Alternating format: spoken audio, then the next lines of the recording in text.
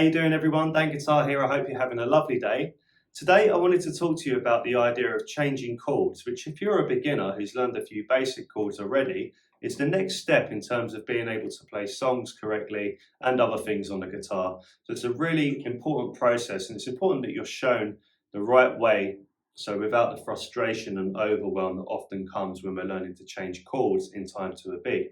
Now what I've done today is I've designed a chord exercise, a chord progression that actually utilizes the idea of pivoting or anchoring. What that means is during the process of the chord change, we can keep certain fingers in place without having to remove the whole hand. For example, from G to E minor, we can keep the index finger in place. From E minor to C, we can keep the middle finger in place. And from C to D7, we can keep the index finger in place. So what that means is that we're never entirely coming off the fretboard. Of course, there are going to be chord changes that require you to completely come off the fretboard, but I'm going to do another tutorial on that and how to make that easier. But a good starting point is with this pivoting idea to at least get you started. And what I've done is actually provided a backing track, the backing track you heard at the beginning of this video, in the description below, along with all of the chord charts. So without further ado, I'm going to take you through this exercise slowly and show you a close-up of all the chords required so you can begin your journey into changing chords in time to a beat. Okay, so in case you don't know these chords, the first one is a G, which is the 3rd fret with our 3rd finger on a high E string. The middle finger is on the 3rd fret of the low E string, and our first finger is on the 2nd fret of the A string. We can play this one from string 6.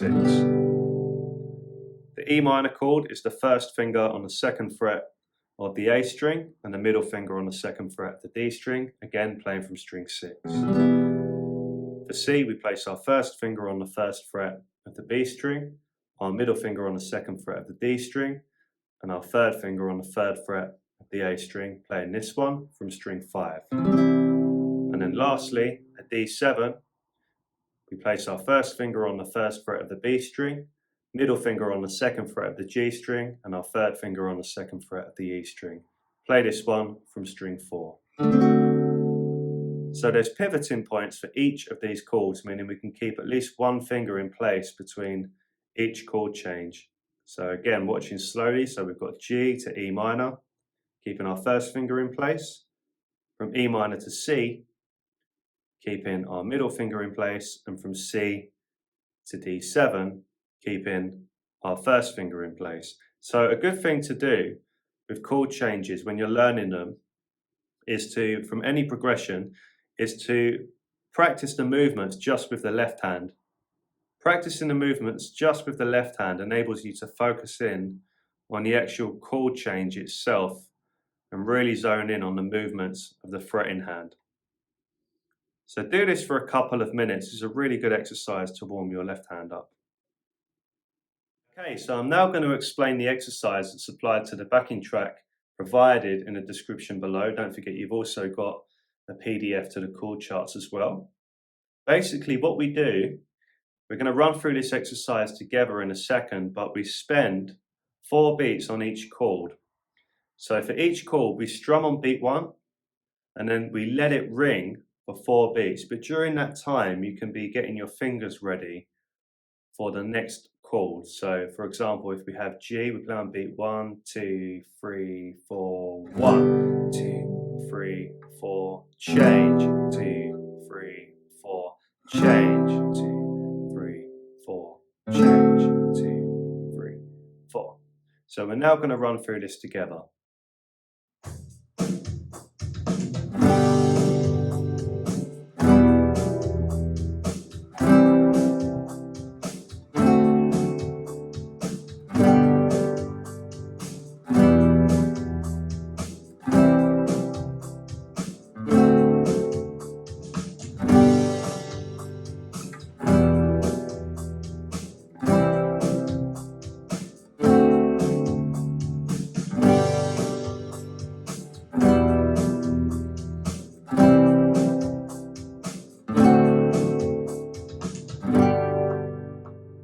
So thank you so much for tuning in everyone. I hope that was useful.